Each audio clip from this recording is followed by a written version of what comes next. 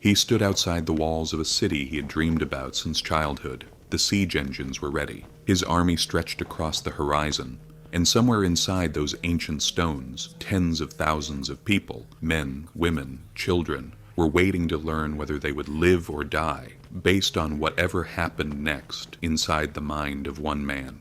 He had spent 20 years fighting for this moment. He had bled for it, bargained for it, sacrificed sleep and health and people he loved for it. And now that it was finally here, now that Jerusalem was finally within reach, the question wasn't whether he could take it. The question was what kind of man he would be when he did. Drawn from history. Saladin was not born into greatness. He was born into inconvenience. His father, a Kurdish soldier named Najm ad-Din Ayyub, was serving the governor of Tikrit when Saladin came into the world sometime around 1137. The family was respected but not powerful. They were useful people, administrators, military men, attached to the ambitions of rulers far more prominent than themselves. Nobody would have looked at that child in Tikrit and predicted what was coming. What set Saladin apart even early on wasn't military instinct. It was something harder to define, a quality of attention. He studied, he absorbed, he read theology, philosophy, history. He was more interested in ideas than in swords, which made him, in the long run, far more dangerous than any pure soldier could have been. His real education, though, came through his uncle Shirkuh, a commander of significant ability and even more significant ambition. When the crumbling Fatimid Caliphate in Egypt became a chessboard for competing powers in the 1160s, Shirkuh led a campaign to seize it. He brought his nephew along, and Saladin, still in his 20s, watched how power actually worked. He watched his uncle negotiate, improvise, ruthlessly eliminate opposition, and then die, just months after becoming Vizier of Egypt, before he could consolidate anything. Saladin was appointed to replace him. He was 31 years old. This is where the story gets complicated, because Saladin, technically, was supposed to be a subordinate. He answered to Nur ad-Din, the Turkish sultan who controlled Syria and who had sent Shirkuh to Egypt in the first place. The relationship was functional, but quietly tense. Two men of real ability, one nominally above the other, both watching the same chessboard. Nur ad-Din wanted Egypt integrated into his empire. Saladin wanted Egypt for a different purpose entirely, as a foundation from which to build something that had never existed before. A unified Muslim world capable of confronting the Crusaders on equal terms. He moved carefully. He dismantled the Fatimid bureaucracy piece by piece, replacing it with Sunni institutions, new madrasas, loyal administrators. He reorganized the military. He managed the diplomacy with Nur ad-Din, with enough deference to avoid open conflict, while never fully surrendering control. Was this principled statecraft? Was it calculated ambition? Probably both, in proportions that even Saladin himself may not have been able to separate. Then, in May 1174, Nur ad-Din died, and the greatest obstacle before Saladin was removed. The years between 1174 and 1187 were the years that built the legend, but they were also the years that revealed the cost of building it. Saladin moved fast after Nur ad-Din's death. He marched into Damascus. He claimed legitimacy as the protector of Sunni Islam, the rightful unifier of the fractured Muslim world. The Caliph of Baghdad recognized him. City after city came under his control, some through warfare, some through diplomacy, some through marriages designed to bind dynasties together. He was pragmatic about it to a degree that sometimes disturbed his own advisors. He also survived 2 assassination attempts by the Hashashin, the assassin sect operating out of the Syrian mountains, which probably clarified his sense of mortality in useful ways. After the second attempt, he besieged their mountain fortress at Masyaf. The siege ended mysteriously, with a sudden withdrawal and a negotiated peace that historians still debate. What Saladin understood, and what less sophisticated men might have missed, was that some enemies are more expensive to destroy than to accommodate, but not all of them. Reynald of Châtillon was a different category of problem. He was a Crusader lord whose territory straddled the critical trade and pilgrimage routes between Syria and Egypt, and whose personal philosophy appeared to be that no treaty was worth keeping if breaking it was profitable. For years he had raided caravans, attacked pilgrims, flouted agreements. Saladin had complained, had warned, had exercised restraint that, in retrospect, probably surprised even him. Then, in late 1186, Reynald's forces attacked an Egyptian caravan. Among the travelers was Saladin's sister. He swore then, in terms that left no room for interpretation, that he would kill Reynald himself.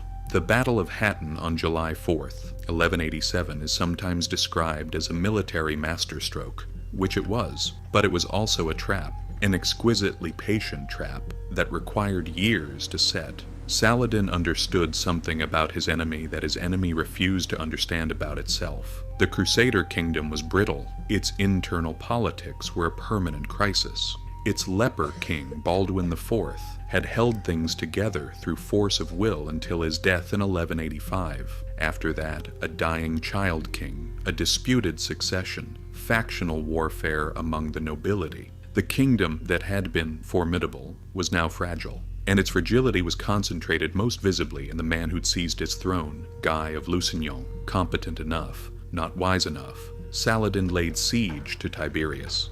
He knew what Guy would do. Raymond of Tripoli, the more experienced commander, recounseled patience.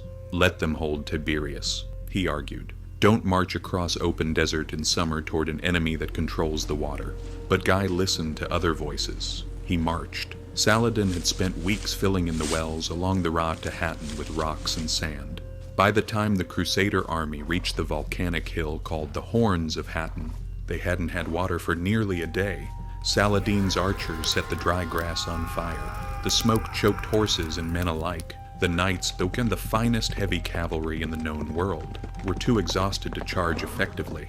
He would remember this heat years later when facing a different king on a different coast. What should have been a battle became a disintegration. By nightfall, the Crusader army had essentially ceased to exist.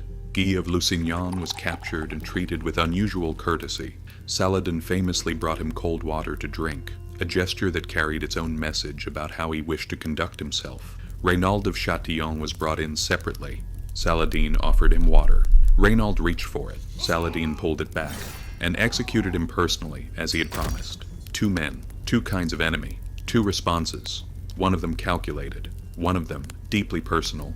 Nobody present could have been entirely certain which version of Saladin they were dealing with. Jerusalem fell in October, but the way it fell matters more than the fact of its falling. Inside the walls, Balian of Ibelin, one of the few significant knights who had escaped Hattin, organized an almost hopeless defense. Saladin's siege engines went to work. The walls began to crack. By late September, the outcome was inevitable. But Balian rode out under a white flag, and what followed was one of the stranger negotiations in medieval history. Saladin had sworn to take Jerusalem by force. He was prepared to do it. Balian, understanding exactly what that meant for the civilian population, made a calculated threat. If no mercy was offered, the defenders would destroy the mosques, kill the Muslim prisoners held in the city, and burn everything of value before the walls fell. He was essentially threatening to force Saladin to win a city already turned to ash. Saladin paused, listened, negotiated. The terms he agreed to were not generous. Ransom payments were demanded, and those who couldn't pay faced enslavement. Thousands were enslaved. This is sometimes softened in later accounts, and it shouldn't be. But within the context of medieval warfare, the surrender of Jerusalem was remarkable for what didn't happen. No massacre, no sack. The Church of the Holy Sepulchre, which some advisors urged him to demolish, was closed for 3 days and then reopened. Eastern Christians who had been persecuted under Crusader rule were welcomed back. Saladin freed prisoners on impulse. His brother freed 1,000 men as a personal gesture. Even Patriarch Heraclius, who walked out carrying church treasures that arguably should have gone toward ransoming the poor, was allowed to leave without incident. Whether this was mercy born of genuine principle or mercy calculated to cement a legacy, or both, is a question the sources don't resolve. Perhaps Saladin didn't fully resolve it either. He was a man who had spent 20 years building toward this. What he chose to do with it was complicated, more complicated than the legend usually admits. Saladin died in Damascus in March 1193 at 56. He had spent almost nothing. His treasury, when opened, could barely cover the cost of his own funeral. According to those who were there, his burial shroud was attached to a spear and carried through the streets, while a crier called out to the crowd. The conqueror of Jerusalem took nothing from this world except this cloth. Whatever the man had been, strategist, believer, conqueror, idealist, something in between, by the end he had outlived most of his enemies, changed the map of a civilization, left the world arguing about his motives for 800 years. And maybe that was the final victory. Not just taking Jerusalem, not just defeating an army, but forcing history itself to hesitate, unsure whether to call him conqueror or something far more complicated. Thanks for watching.